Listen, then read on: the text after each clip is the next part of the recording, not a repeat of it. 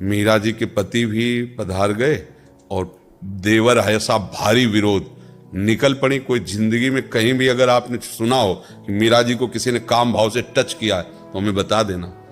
गिरधर का छत्र छाया कृपा का बना रहता, कोई ऐसे थोड़ी सीम की चाप सके को तासु बड़ रखवार रमापति जासु, ऐसा नहीं कि ये नहीं कि मतलब स्त्री शरीर तो कोई भी शोषण कर सकता है, सबका शासन करने वाला काल का भी महाकाल प्रभु है, ऐसा नहीं। एक से एक महान शादियां हुई।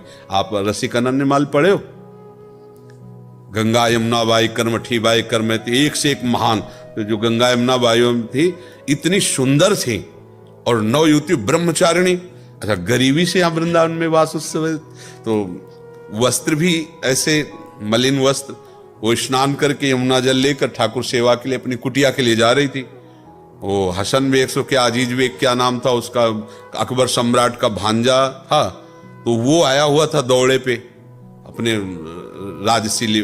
उसने देखा इतनी सुंदर नारी और ऐसे रह रही। सैनिकों से मतलब जो उनके सलाहकार थे उनसे कहा कि ऐसे इतनी सुंदर, चूंकि भागवतिक सुंदरता होती है ना, और ब्रह्मचारिणी और भजन परायण तो तेज था। बोले इतनी सुंदर और ऐसे रह रही अव्यवस्था में, इनको लाओ ना हमारी सेवा में। बोले सरकार ये आपकी सेवा में आने वाली नहीं है, ये भजन करने वाली विरक्त जन है, अर्थात ये किसी प्रलोभन से नहीं है। और उसका मन बिगड़ गया उनको देख करके। अब महल में गया तो उसने 2 वेश्याएं बुलाई और कहा जितना धन चाहोगे देंगे, उनको यहां ले आओ। अब बाई जी को अगर प्रभावित कोई कर सकता है तो भगवत चर्चा, वो बड़ी चतुर थी वेश्याएं, आई और ठाकुर जी की चर्चा करना और सुनना और प्रणाम। अब रोज आने लगी। अब जब रोज आ पाओ तो एक परिचय हो जाएगा, फिर 2 दिन 4 दिन एकदम गोल हो जाओ, फिर आ पाओ तो क्या आपका स्वास्थ्य खराब था, क्या आप क्यों नहीं? ऐसे ही उन्होंने किया। तो उन्होंने पूछा कि आपका स्वास्थ्य खराब था, आप क्यों नहीं आए? तो उन्होंने कहा कि हमारे यहाँ एक बहुत बड़े संत आए हुए हैं, हम उनकी सेवा में थे और मुझे लगता है आपको भी दर्शन करना चाहिए। पहले उनका नहीं, सब संतों की कृपा से भजन चल रहा है वृंदावन से जाने। बोले मथुरा पास ही तो हम लिवा चलेंगे, बहुत सुंदर चर्चा होती भगवत चर्चा, और आप चलो, आप देखो प्रसन्न हो जाओगे, मेरी मित्रता के कारण चलो। तो संत हृदय उनका स्वीकृति दे दी। नई अवस्था थी, भजन में डूबी हुई।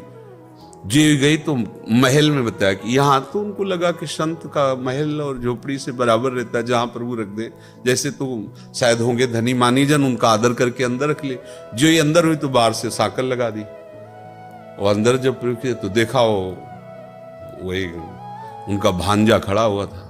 दृष्टि देखते, काम की दृष्टि और सामान्य दृष्टि में अंतर होता है। माताओं बहनों में इतनी विवेक शक्ति होती है, एक दृष्टि में पहचान लेंगे गंदी दृष्टि से देख रहा है या अच्छी दृष्टि से देख रहा है।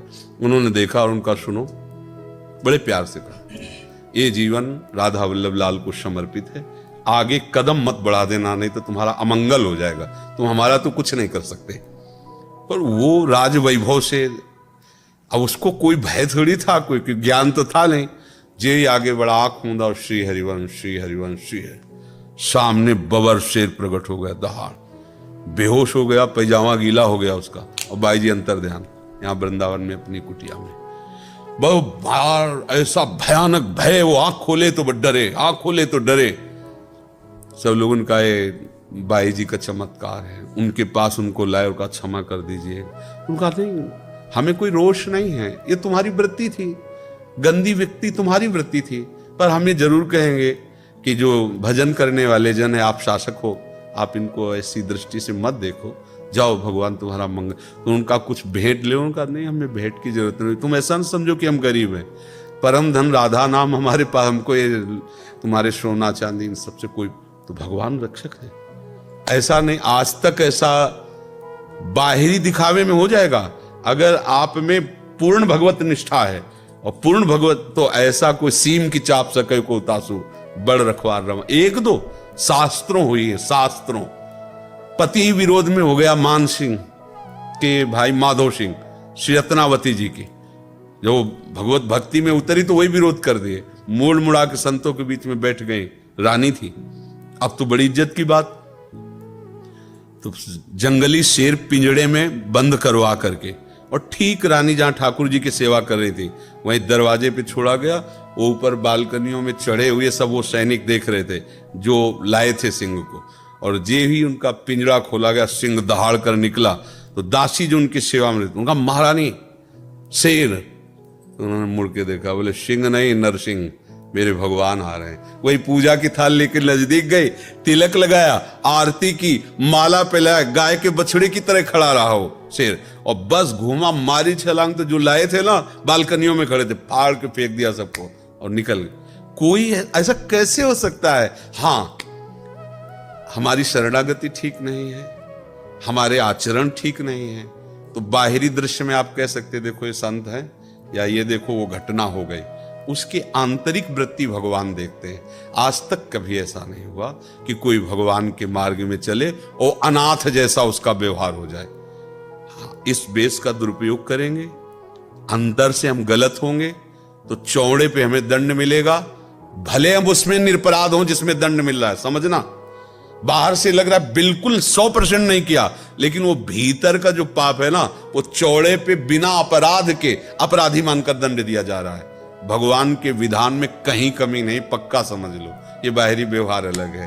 तो जब तक माता पिता हैं तो उनके अनुशासन में रहकर भजन करो, और फिर आगे ठाकुर जी का भरोसा है। तो ऐसा नहीं कि वृद्ध हो जाएगा तो फिर कौन देखेगा, आगे ये नहीं रहेंगे तो कौन देखा, वो तो प्रभु ही देखते हैं ना। अब हम बच्चापन से निकले थे 13 वर्ष से, आज तक हमारा कौन सहयोगी? वही तो सहयोगी है, उनके सिवा हमारा किसी से परिचय नहीं। सब देखो व्यवस्था उन्हीं की तो है, हम क्या लाए थे, हम क्या जानते थे किसी को, सब उन्हीं के संबंध से तो है, सब उन्हीं को तो जानते हैं। तो ऐसा विश्वास भी न करे कि आगे क्या होगा। नहीं, विश्व का भरण पोषण करने वाले भगवान अपने जनों की ऐसी व्यवस्था, अगर आज जो हमारी व्यवस्थाएं ना होती तो हमारी जानते हो कितनी दुर्गति होती। पीछे आज के 10-12 वर्ष पहले हम वही खा सकते थे जो मांगते हैं, जो मांग के लाए वही, अगर मांगने नहीं गए तो भूखे पड़े रहते थे कुटिया में। दवाई के लिए अगर है तो 4 घरों में जाकर वो ऐसे थे जिनसे हम पैसा लेते थे, फिर वो 1800 की महीने में दवा आती थी। आज लाखों रुपया महीने खर्चा है, दोनों किडनी फेल है, डायलिसिस होता है, दवाइयाँ, ये वो, क्या दशा होती, कौन मांगने से देता। लाडली जी ने कृपा कर दी तो देखो सैकड़ों लोग सेवा में, सब व्यवस्थाएं उन्हीं।